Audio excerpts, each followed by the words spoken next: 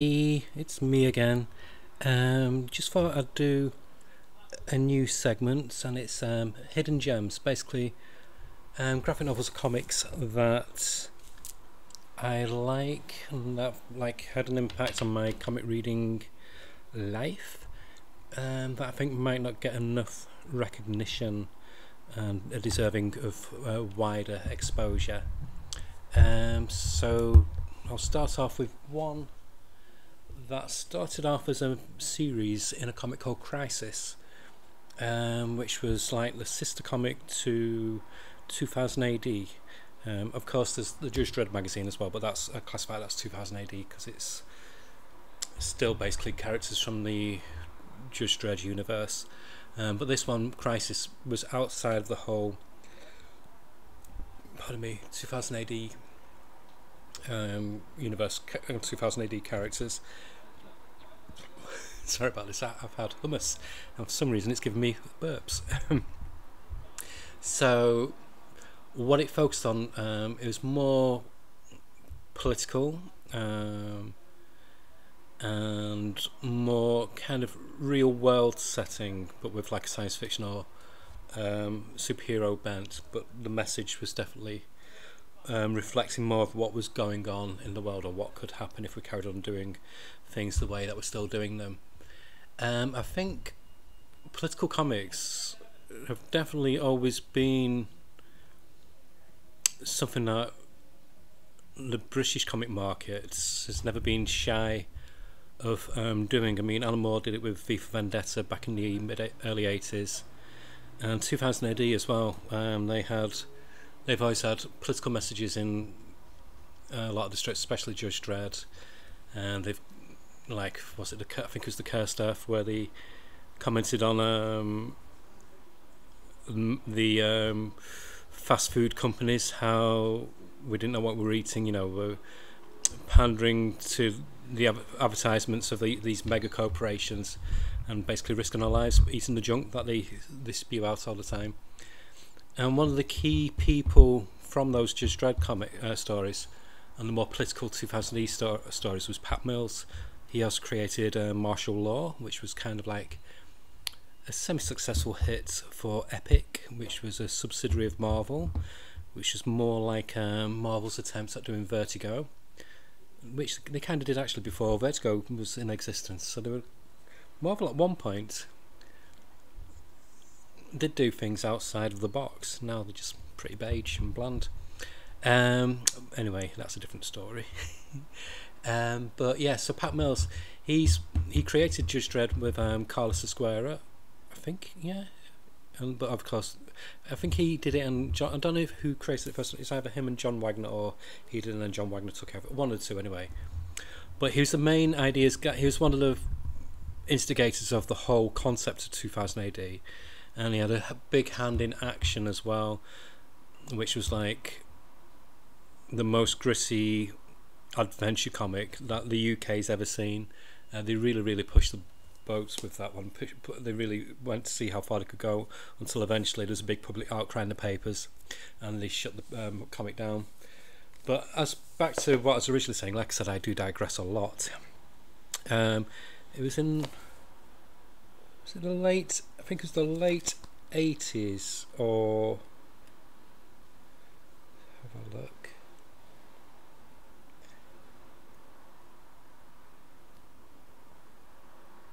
Yeah, it was 1988 when Crisis came out. I think this was before Deadline appeared as well, or it was around about the same time. So there's which had, obviously Deadline was another British magazine which had strips like Wired World by Philip Bond, Tank Girl by Jamie Hewlett and Alan Martin, which had a huge, not just an impact on these shows, but had a huge impact on a lot of American comics, especially a lot of American alternative comics. And 2000 AD kind of did the same, but like I said, 2000 AD we're going from a different aspect, whereas Deadline was all about fashion, cool, like sound bites or things that could influence image. Crisis was much more message orientated, And Crisis, when it first came out, it was fortnightly, and it was split into two stories. The first story is called Third World War, which was by Pat Mills and Carlos Ezquerra, and then the second story was by John Smith and I think Sean Phillips initially, and that was New Statesman.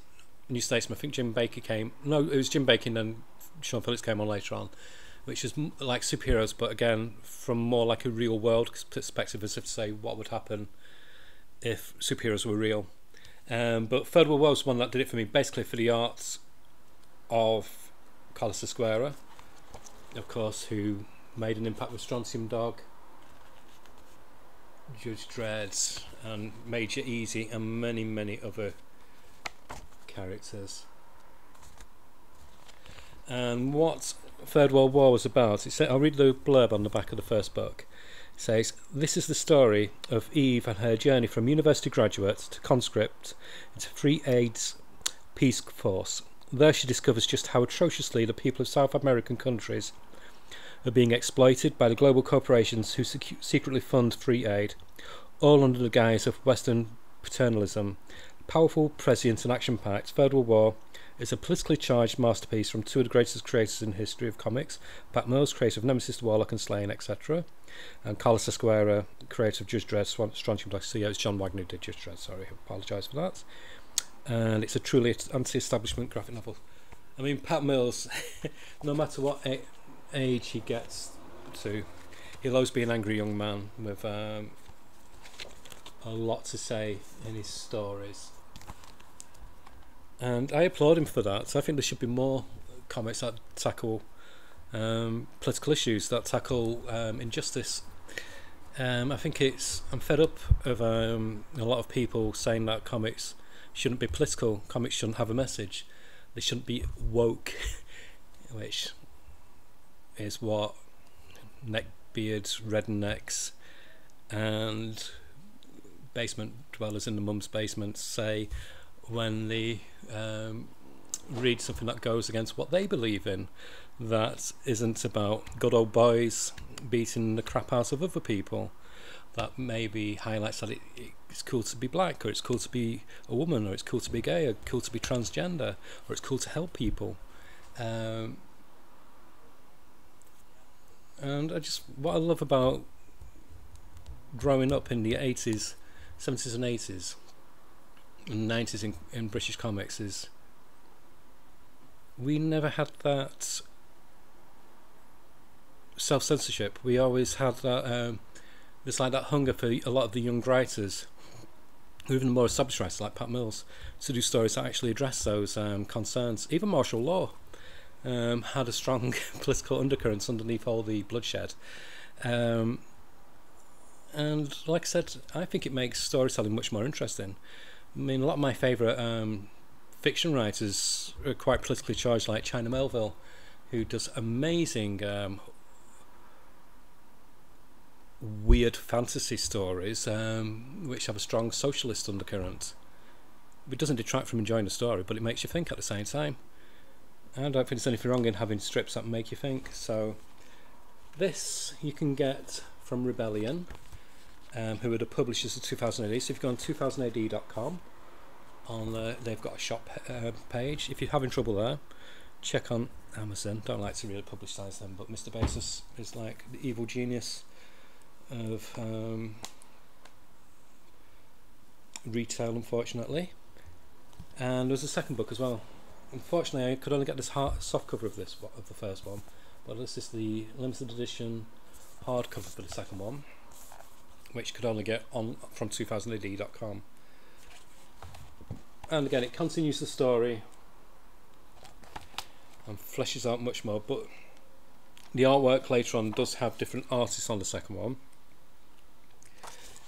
So you get John Hicklenton, who did a really good run on Nemesis, but sadly he died. I think he had cancer. I could be wrong on that, but he did die way too young. Carlos Ezquerra, of course, Duncan Fegredo, who did Enigma with Pete Milligan, again another amazing artist. Sean Phillips, of course, who's now found fame and popularity with the body of work that he's done with Ed Brubaker through Image. And Richard Piers Rayner, he did a really good independent comic called Strange Haven, I think it was called, and he also did a really good early run on Hellblazer, very realistic artwork. And then Glyn Dillon, young brother of Steve Dillon, again, who Steve Dillon unfortunately sadly passed away not too long ago. So yeah, even without Carlos Ezquerra's artwork, the artwork is still really dynamic. And like I said, they are well worth checking out. So they're called Third World War. Pat Mills writes both of them. I don't think there'll be a book 2 because I think it ended. Well, it says end of book 2. I'm not sure if there's enough material for a book 3. But they are good. They're a great read. I hope they do a reprint of New Statesman, because again, that was a classic. Well, for me anyway, personally, that was a classic superhero story.